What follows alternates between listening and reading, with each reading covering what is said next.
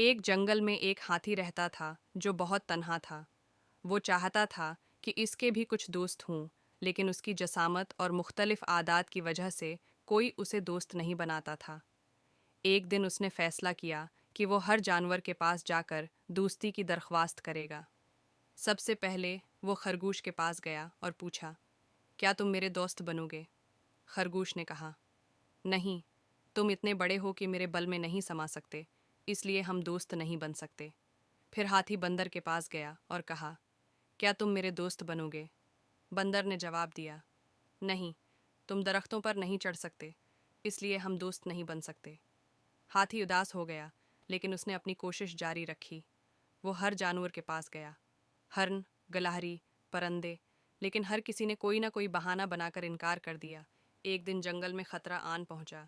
شکاری آئے اور انہوں نے جال بچھا کر کئی جانوروں کو قید کر لیا۔ جانور خوف زدہ تھے اور مدد کے لیے پکار رہے تھے۔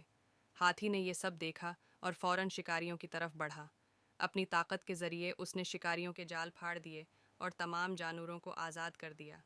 جانوروں نے ہاتھی کا شکریہ ادا کیا اور کہا، ہمیں اندازہ ہو گیا کہ سچی دوستی شکل یا جسامت سے نہیں بلکہ دل سے ہوتی ہے۔ تم نے ثابت کر دیا کہ تم ایک سچے دوست ہو۔